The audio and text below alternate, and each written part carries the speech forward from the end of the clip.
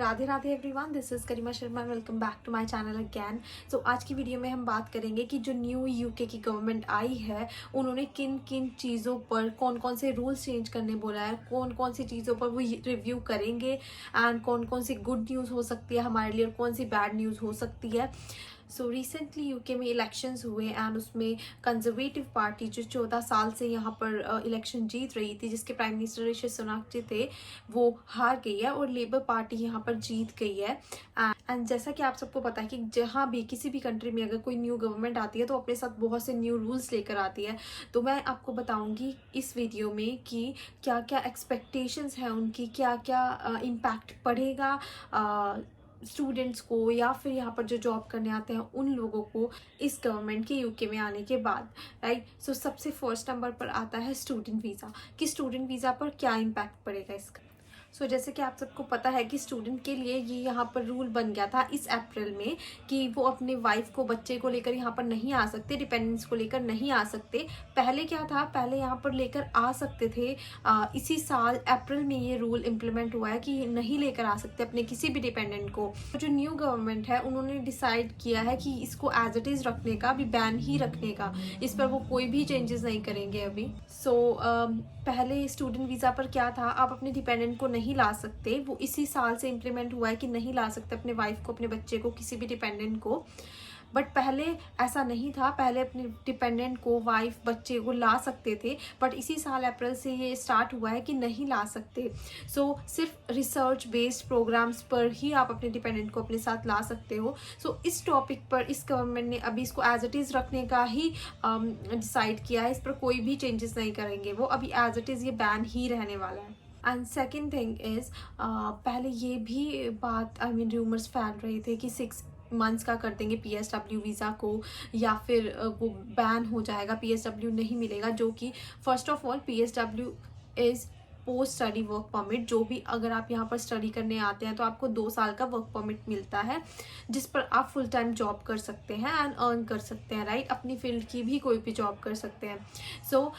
वो पहले रूमर्स थे जब अप्रैल में डिसीजन नहीं आया था कि मे बी वो बैन हो जाए, बट इस केस पर भी इस गवर्नमेंट ने, इस पर उन्होंने ये बोला है कि वो अभी इस पर कोई भी कमेंट पास नहीं करेंगे and they will think about it. Right, अभी उसमें कोई चेंजेस नहीं आएंगे, अभी PSW सेम 2 ईयर्स का ही रहने वाला। Second point is skilled worker visa, जो कि आप सबको पता है कि पहले जो गवर्नमेंट थी उन्होंने अप्रैल में स्किल्ड वर्कर वीज़ा के थ्रेशहोल्ड बढ़ा दी थी। पहले स्किल्ड वर्कर वीज़ा के लिए 26,000 इंपॉर्टेंट थे। अगर आपकी 26,000 की जॉब है पर ईयर, देन आपको स्किल्ड वर्कर वीज़ा मिल जाता था। बट इन्होंने जो लास्ट गवर्नमेंट थी उन्होंने उस थ्रेशहोल्ड को बढ़ा के 38,000 कर दिया था। राइट, जो कि बहुत बहुत डिफिकल्ट था, बिकॉज यूके की एवरेज सैलरी ही 32,000 टू 34,000 वेरी करती है।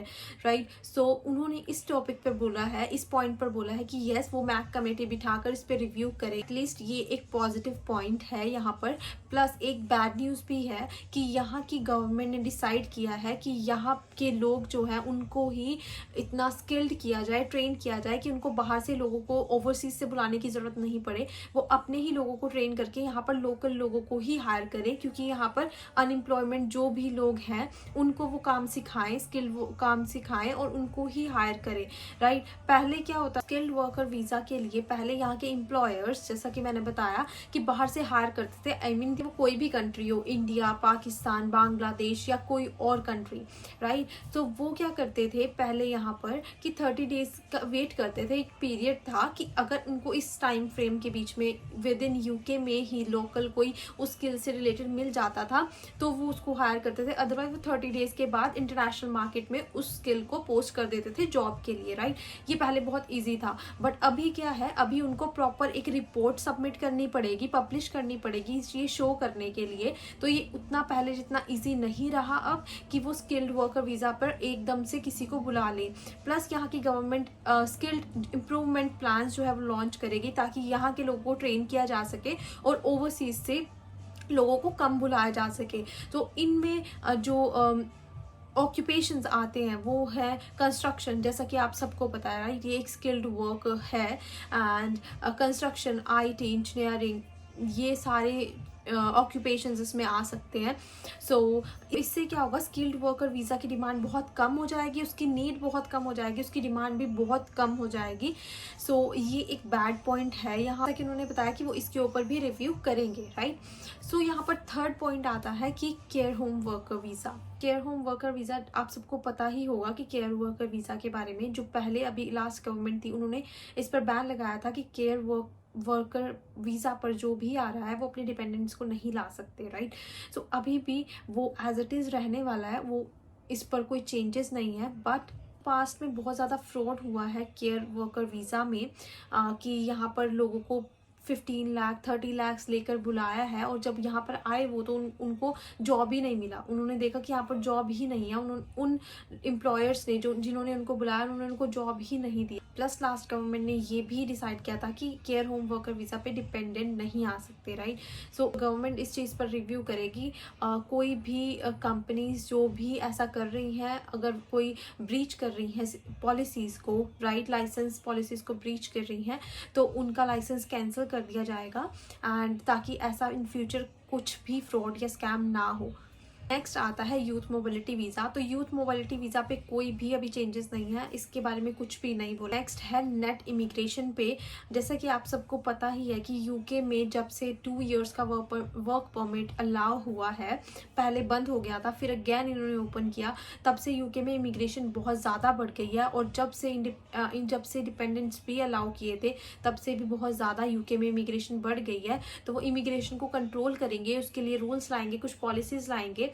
अभी उन्होंने ऐसा कुछ बताया नहीं है कि वो कौन सी पॉलिसीज या रूल लेकर आएंगे इसके लिए, बट डेफिनेटली वो इसके ऊपर रिव्यू करेंगे। तो अगेन जो सबसे मोस्ट इम्पॉर्टेंट टॉपिक है वो है कि यहाँ पर IHS फीस के बारे में। जब मैं आई थी तो मेरी फीस, IHS फीस जो थी वो 600 के अराउंड थी, बट अभी यहाँ पर जो IHS फीस है वो 1000 तक हो चुकी है, जो कि बहुत ज़्यादा बढ़ चुकी है। तो इसके रिगार्डिंग उन्होंने बोला है कि वो अब इसको कुछ भी नहीं करेंगे चेंज, इसको एज इट इज़ रखेंगे। तो ये कमेंट उन्होंने किया है। तो IHS फीस अभी कम नहीं हो रही, अभी वो 1000 जो पहले थी चेंज हुई थी उतनी ही रहे। कुछ नहीं कह सकते कि वो इसके ऊपर रिव्यू करेंगे, चेक करें ना करें, या फिर इतनी ही फीस को कंटिन्यू करें, कुछ भी नहीं कह सकते इसके बारे में। बट मे बी वो रिव्यू करें। तो जो भी अपडेट होगा इसके रिगार्डिंग, जो न्यू पॉलिसीज आएंगी, जो भी रूल्स आएंगे, मैं उन सब पर वीडियो बनाऊंगी, ताकि आप सबको पता चलता रहे कि आप अगर यूके में आना चाहते हैं तो यहाँ पर कौन कौन से रूल्स जो है वो इम्प्लीमेंट हो चुके हैं या फिर होने वाले हैं। सो न्यू अपडेट्स के लिए please do subscribe my channel, like it and share it with your friends, ताकि आपको न्यू अपडेट्स मिलती रहे। Thank you for watching.